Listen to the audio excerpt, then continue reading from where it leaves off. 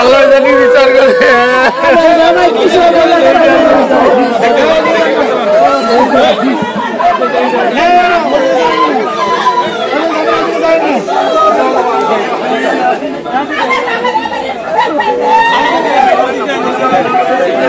দর্শক দেখতে পাচ্ছেন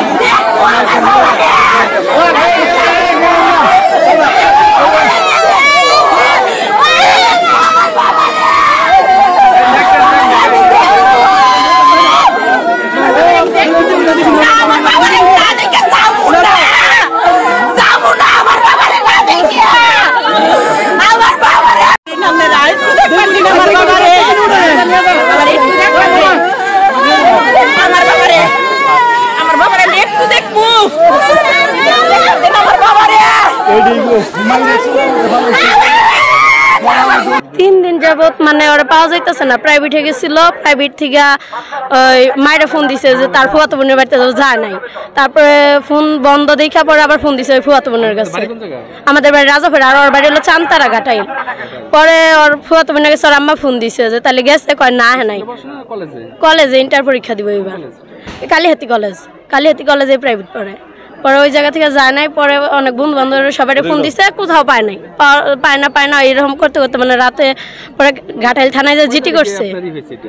এটা 11 তারিখ নাকি, মানে আমি সঠিক মনে নাই, মানে এরকম তারপরে হ্যাঁ 3 দিন যাবত পাইতেছি না। পরে কালকের আগের দিন কুমিল্লা থেকে একজনে ফোন দিছে যে আমরা পাইছি, আহেন হসপিটালে ভর্তি অমুক তমুক, তাই বললে 9,000 টাকা নিয়ে তারা মানে করে দিছে। তারা আমাদের লোকেরাও কুমিল্লাও গেছিল, পায় নাই। পরে আইসা পড়ছে। তারপর থেকে আর কোনো হয় নাই। পরে এই জায়গায় লাশের খবর শুনে আসলাম। এটা আমার খালাতো ভাই, আমার খালা শাশুড়ির ছেলে।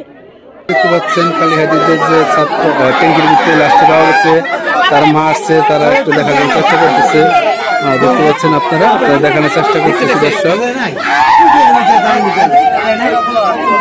সহযোগিতায় ইতিমধ্যে আমরা লাশটা উত্তোলন করেছি এবং আমাদের আইনগত কার্যক্রম মাত্র শুরু, শেষ না, আমি বলবো শুরু।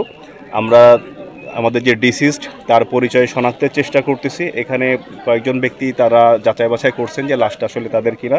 কেউ আমরা প্রাথমিকভাবে ধারণা করলো, আমরা এখনও মোটামুটি পুরোপুরি নিশ্চিত বলা যাবে না, আমরা আরেকটু যাচাই বাছাই করব। লাশের সুরতহাল ইতিমধ্যে আমরা কার্যক্রম চলমান আছে। আমরা লাশের এরপরে পোস্টমর্টেম করাবো। পোস্টমর্টেমের পরে আমাদের নিয়মিত মামলা রুজু হবে এবং নিয়মিত মামলা রুজু হয়ে গেলেই আমরা আমাদের পরবর্তীতে আইনগত কার্যক্রম অর্থাৎ মামলার যে এই ক্লু বের হওয়ার আমরা সেটা নিয়ে কাজ করব। আর যেহেতু লাশটা সেমি ডিকম্পোস্ট, সেক্ষেত্রে আমরা লাশের অবশ্যই ডিএনএ প্রিজার্ভ করব। কাজেই যেই এই লাশের দাবিদার হবে আমরা তার সাথে আবার ডিএনএ ম্যাচ করে আমরা শতভাগ নিশ্চিত হওয়ার জন্য আমরা ডিএনএ কাজটা করে থাকব।